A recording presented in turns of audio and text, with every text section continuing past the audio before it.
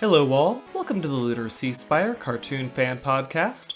This is episode 280, and today we'll be talking about I Love You Mao Mao from Mao Mao, Heroes of Pure Heart. I'm GC13. And I'm David. So, we're finally on to a Mao Mao podcast, isn't it great? So I am completely brand new to this show. GC13 loves this show so much. I just had to follow your love and see what you had to, keep making videos about and talk about. And I was really impressed with this first episode. And then I had to go and dig around and find out what the history of this show was because it was so interesting to me. And so I have come prepared with facts and opinions. Very exciting. Ooh. But yeah. First of all, though, the first thing that hit me when I watched this episode was that the theme song, I immediately was like, man, who composed this song? This stands out to me. And it turns out I have a new composer to add. I loved in Steven Universe Ivy and Sarashu, but Mint Potion is really cool. And I have been sleeping on the fact that they have been producing music and all this stuff I like, and I haven't been aware of it. They did OKKO. They did the music in the most recent Shantae game, which I love that series, and in Shovel Knight. And that stood out to me so much here. The theme song was really good, and also the battle sequence that happens near the end. There's just an amazing guitar riff going on. That is all Mint Potion, so very excited to track that career now of that studio and kind of look into their different music. I listened to a lot of the OKKO albums after they came out when that show finished. Quote, finished. when it was made to be finished. When it was finished. But yeah. If you loved the first episode of Mao Mao, it's gonna get even so much better once the series kind of opens up, finds its sea legs, so to speak. Yeah, was it the first episode for you where you were like, I need to keep watching this, or did that come later for you?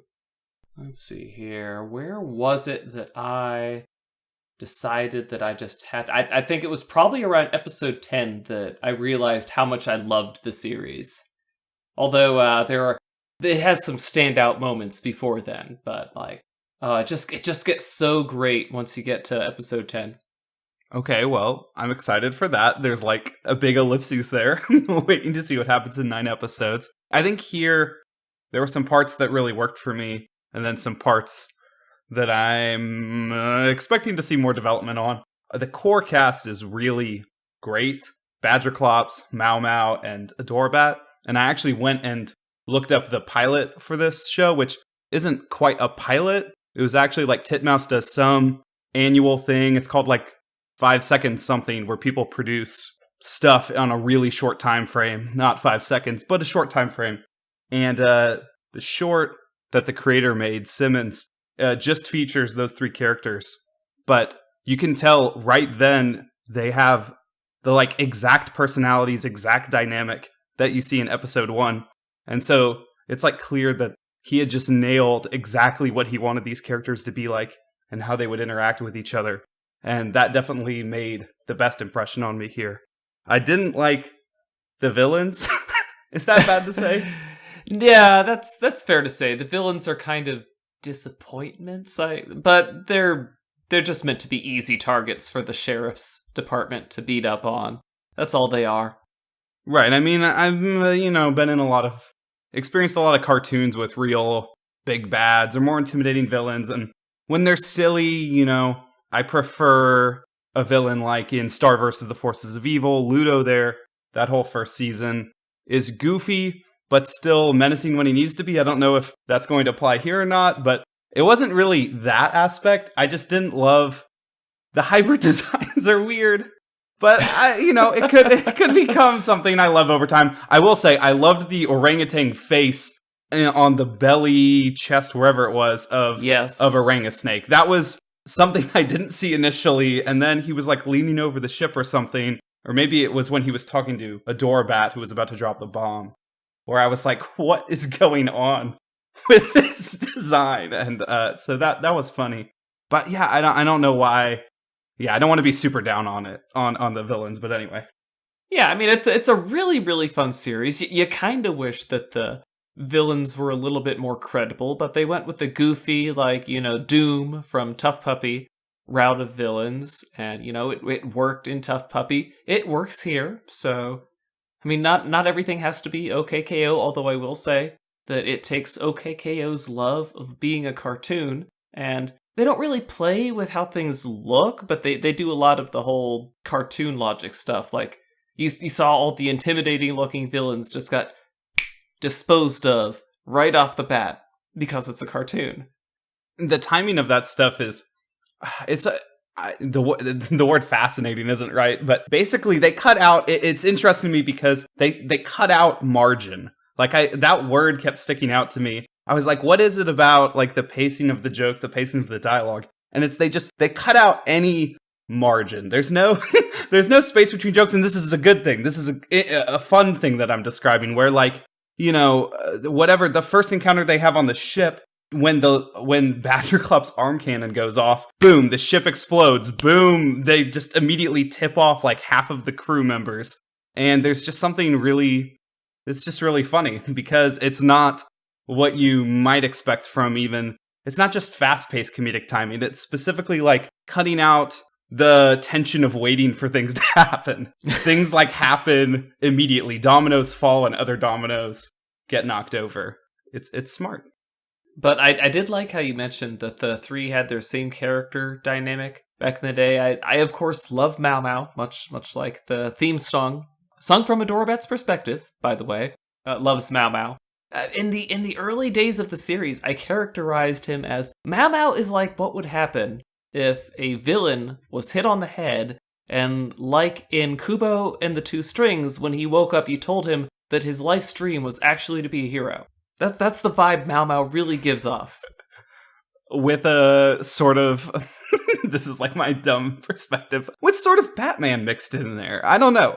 There's like, I was trying to think of what hybrid of characters it was in my head. It's that, and also he has that like Batman seriousness, but not, like his friend is still Badger Clops, and if you are willing to be with someone who is that much more emotionally honest, well, we see the barriers of that pushed already when Mao Mao's complaining that he told Badger Clops in private, in solace, about his fantasy of his family loving him. Oh, you want to talk about that part of the episode right at the very beginning? I like how Badger Clops, oh man, these guys are serious, just look at the decor, and you see the skeleton hanging up on the chains, and it's like plugged into the wall.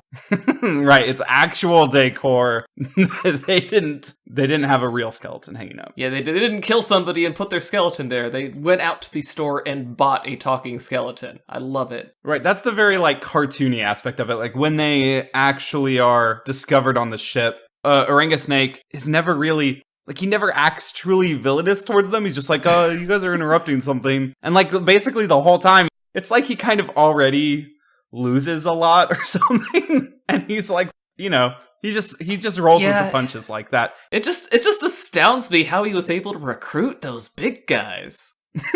Right, like what about himself told them, yeah, I'm an intimidating, important leader that you should follow. I mean, maybe it's money. I don't know. Is money involved? Maybe there's no money. Must be the money.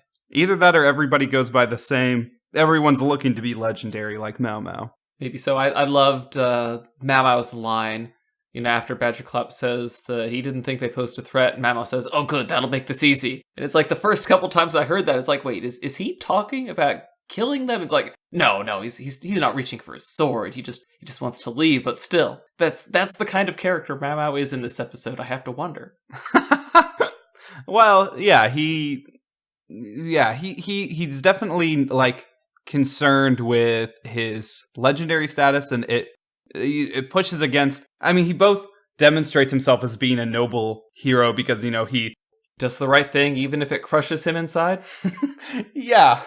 When he resolves to do that shows that aspect, but he also really doesn't care about those little pudgy dough creatures until he finds out that he caused their vulnerability. Yeah, he stays to protect them, not because he feels, guilty and wants to protect them because of that. He does that because, the hero's code demands that as a hero he do that, and so he will. Right, because he's ascribing to being a hero, not even because his moral compass is that strong. But, I mean, you tell me you haven't seen just how... I think Mao Mao could have taken those big guys. I'm just saying. Yeah, I like how competent they are too in this. I mean, which is something I experienced in OKKO too. Like our important heroes are very competent, which is I feel like in a lot of kids shows that are about heroes, it's always about kid heroes. And so every first season or several seasons is about establishing how those characters grow. Here, the fact that two of them are already fantastic heroes, and now we see a Dorbat joining in, it gives it a different vibe from like most shows where everything's about the progression. Well, I mean, for anyone who's already watched the video about Adorabat has a long way to go from episode 1. Yeah, I found that is kind of an interesting choice for a first episode too, that it is about Adorabat joining the team and about establishing Mao Mao as having this new mission to be legendary for this specific city or town, instead of just starting in media res of it all. I don't know. What else do you think like motivated that decision besides like, why is this the story's beginning, I guess? I was kind of thinking about that, reading through an interview with the show creator about sort of his motivations. But there is kind of a theme running through the season so far with the damaged Ruby Pureheart. There are a couple episodes that kind of call attention to what that damage has done. There's one episode where two side characters are there to fix it, and then there are a couple episodes where it has a mishap and causes the crisis of the day. So I think starting with the damaging of the Ruby Pureheart, is setting us up for a big end of season payoff. Yeah. And it feels like it's the right establishment for me, like what these characters care about. I mean, I think Badgerclops is a little like that doesn't get his motivation here, but at least having 2 out of the 3 main characters, we immediately understand why they're doing what they're doing is helpful. I mean, did you see Badgerclops? He didn't want to leave ever. So, well, right, his motivation is food, maybe his grandma, according to Mao Mao on a bike, but mostly food. I love that. But you said I drive like a grandma. Make your grandma proud. And I like how earlier Badgerclops said that was offensive to grandmas, comparing his driving to them. I don't think he meant it that way, but he said it that way. That's very Badgerclops. Yeah, speaking of how they said it, voice cast is just... Man, all 3 of these characters' voices are amazing for the fact that they were also picked. These are the same voices that happened for that really short, if you want to call it a pilot. And like, it's just so right. It's crazy that Simmons got it right so early. He voices Mao Mao.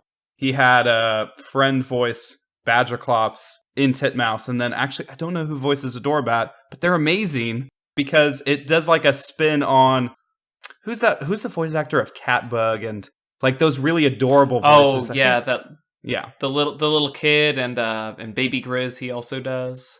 Yeah, I'm assuming Adorabat is actually voiced by an adult, but they are nailing that like constant squeaky. It's not even a squeakiness, just like that tendency to like end words and shove like high pitchedness in between syllables. It's really entertaining.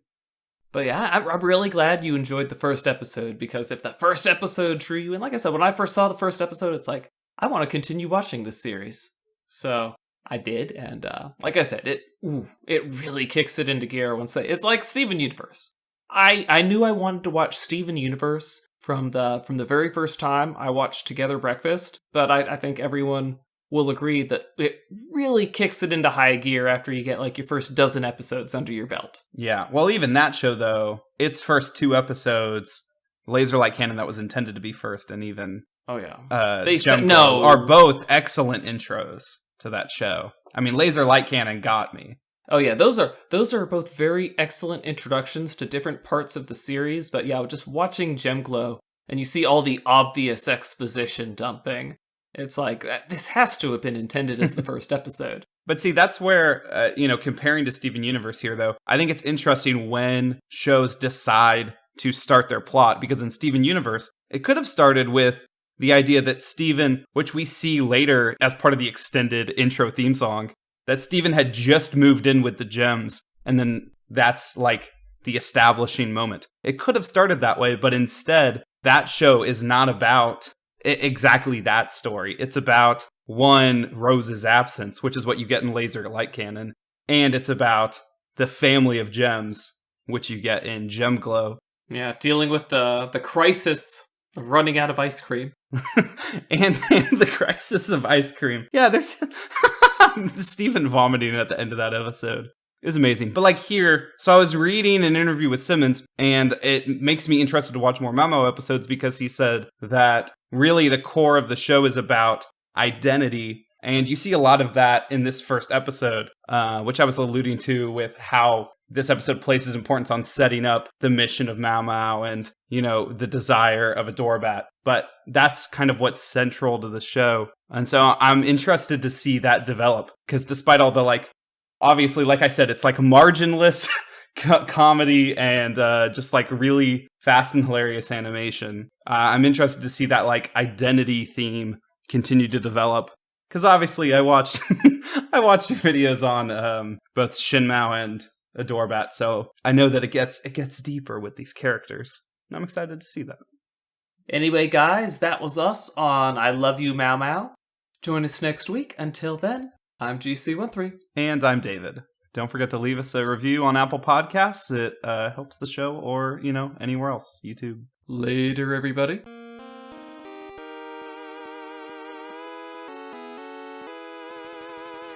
Our opening and closing music is by Mark Soto. For more cartoon-related content, please visit lunarseaspire.com.